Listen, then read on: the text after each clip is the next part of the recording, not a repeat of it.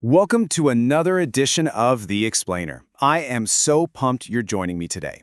Look, we're going to tackle something that literally every single one of us deals with. And I mean, often before we've even rolled out of bed. We are diving into the hidden emotional toll of indecision. How we somehow manage to completely drain our own energy reserves before the day has even officially started. It's wild. So this Explainer, it is all about making a decisive strike against those average, everyday traps we set for ourselves. I mean, we all know this battle perfectly, right? You're lying there in bed, you're half asleep, you're smashing that snooze button and telling yourself, oh, I just need 5 more minutes. But honestly, you aren't really resting, are you? No, you're just delaying the inevitable. It's draining. Now contrast that with just biting the bullet, splashing some freezing cold water on your face, and heading straight to the gym. Yeah, sure, it's a massive shock to the system at first, but that immediate relief, that incredible rush of energy, and the profound sense of accomplishment you get from just doing the thing, it completely 100% overpowers that sluggish, lingering dread of staying hidden under the covers. Which brings us to Section 1, the energy cost of waiting, the unseen drain of indecision. Okay, let's dive into this. Postponing a choice doesn't magically make it disappear. Nope. It just sits there, running in the background of your mind, silently draining your emotional battery exactly like an open app on your phone. Psychologists actually call this cognitive load. Keeping those mental tabs open literally burns up glucose in your brain. Just jumping in and making a choice that instantly stops the physiological and emotional leak. And that brings us right into our next big psychological hurdle. Section 2, the perfect day illusion. Why we wait for what simply doesn't exist. So, we've all created these classic conditions, right? The little lies we tell ourselves we absolutely need before we can finally start working out, or kick off that big project, or just make a change in our lives.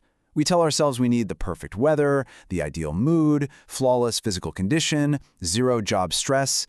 But listen, waiting for these perfect conditions is a massive trap.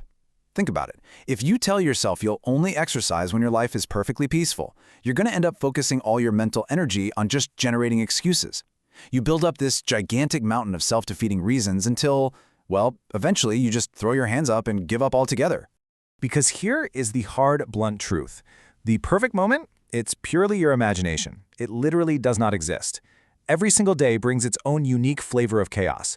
You are always going to have daily tasks to get through. There will always be some completely unexpected, stressful situation that just pops up out of nowhere and demands your urgent attention. That beautiful illusion of a perfect, stress-free day, yeah, that's usually shattered by, 9 a.m.? So the responsibility falls completely on us to plan, prepare, and commit to the things that are in our best interests and just do them in spite of the chaos. Section 3, escaping the mediocrity trap. The cost of low expectations. So the crucial point is, we really need to slow down and talk about the very real danger of having average intentions.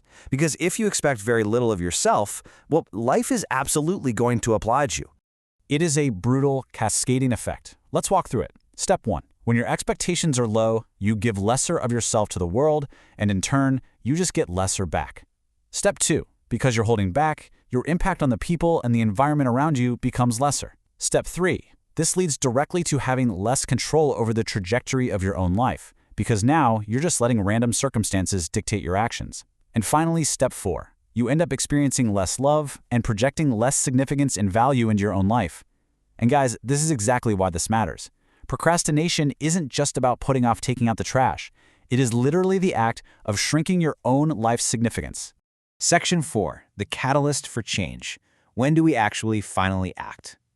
Okay, picking the energy back up here, how do we break out of this rut? Well, it's kind of an unfortunate reality of human nature that a lot of us require a massive, undeniable crisis or some life disaster just to finally transform our habits. And this brilliantly illustrates the core philosophy here. A man can resolve to change only when the pain of not changing is greater than the pain of changing itself. Pain is so often our ultimate catalyst. Think about it. The pain of going to the gym is temporary, but the pain of a lifetime of physical decline, that's permanent. It's really only when the sheer agony of staying stuck in that mediocrity trap finally outweighs the temporary discomfort of splashing cold water on your face that you actually make a move. But do you really want to wait for the pain to get that bad? And that is the exact question I want to leave you with as we wrap up this explainer. Will you wait for a total disaster to force your hand, or will you take the decisive strike today? Seriously, stop waiting for the perfect day or the perfect mood or the perfect weather. The only perfect moment you have is the one happening right now, in this very second. Don't wait for a crisis to make you realize your own potential. Take the strike, make the decision, and step out of the average. Thank you so much for exploring this with me today, and I challenge you, make your very next move a decisive one.